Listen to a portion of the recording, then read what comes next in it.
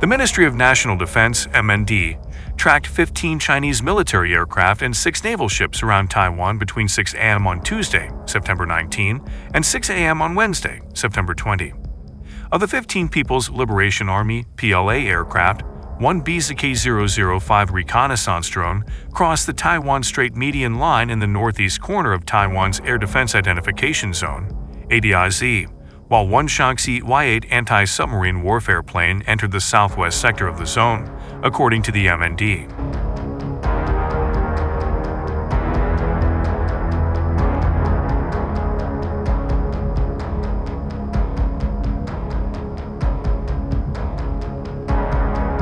In response, Taiwan sent aircraft, naval ships, and used land-based missile systems to monitor PLA activity.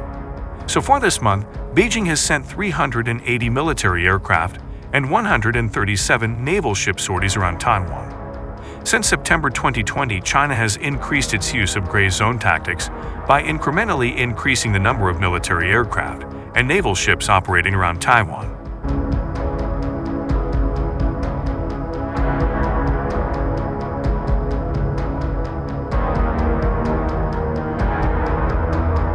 Gray zone tactics are defined as an effort or series of efforts beyond steady-state deterrence and assurance that attempts to achieve one's security objectives without resort to direct and sizable use of force.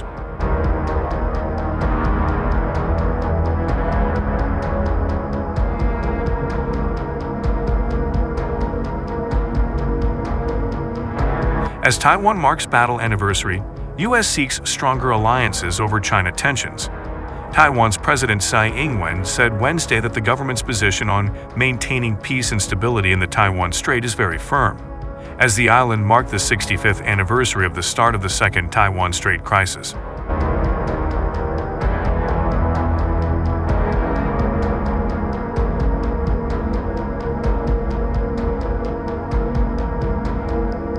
The crisis marked the last time the Taiwanese and Chinese forces engaged in direct large-scale combat. We must thus continue to implement national defense reforms, promote defense self-sufficiency, and continuously improve the combat power and resilience of national defense, President Tsai added. Chinese fighter jets and warships once again encircled Taiwan on Saturday as Beijing launched its latest military drills around the contested island. The state-run Xinhua news agency said the exercises were carried out to test the Chinese military's ability to seize control of air and sea spaces and fight in real combat conditions. The exercises were seen as a response to stopovers Taiwan Vice President William Lai made in the United States this month.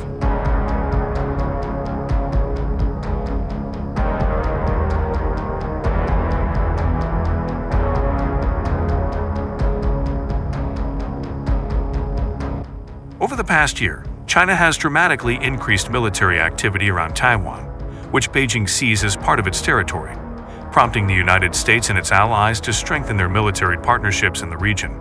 The U.S., Japan, and South Korea agreed to deepen military cooperation and condemned China's dangerous and aggressive behavior, following a trilateral summit August 18 at the U.S. presidential retreat at Camp David, Maryland.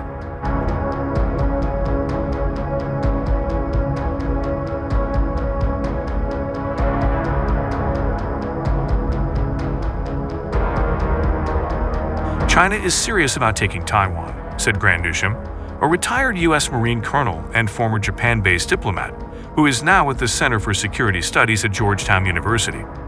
They have put the pieces in place. We've seen them testing that over the last year and a half or so. They've gotten the missiles, the cyber, the electronic.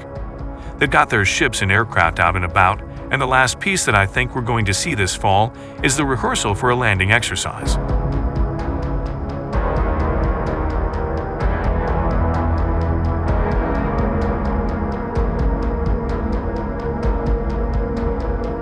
Beijing recognizes the risks involved in any military operation, argues Christopher Johnstone of the Washington-based Center for Strategic and International Studies.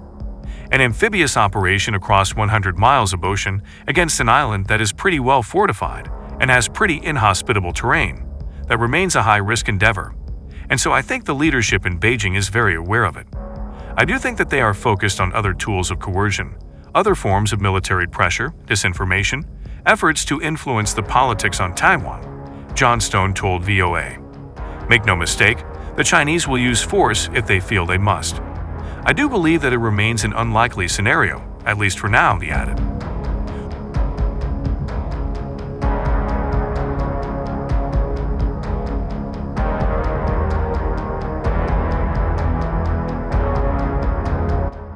Washington has a long-held policy of strategic ambiguity on whether it would intervene militarily over Taiwan. However, the U.S. and its regional allies are enhancing military cooperation in response to China's actions around Taiwan and in the South China Sea. Japan is central to the United States defense posture in the Indo-Pacific, says analyst Johnstone.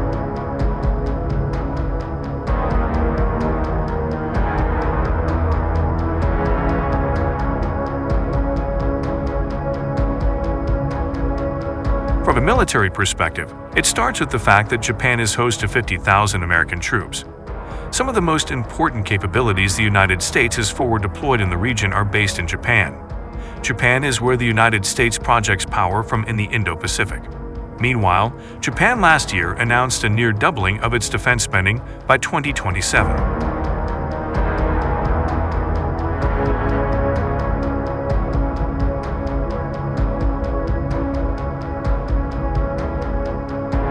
Japan is building up its capabilities, but it hasn't gone about it in really a very systematic, well-thought-out way, Nushim. But once they get that right, then it will be a formidable force. It does depend on a very close operational relationship with the Americans. When you combine the Americans and the Japanese, that is a huge problem from China's perspective. The alliance is changing as Japan builds up its military capabilities, says analyst Johnstone.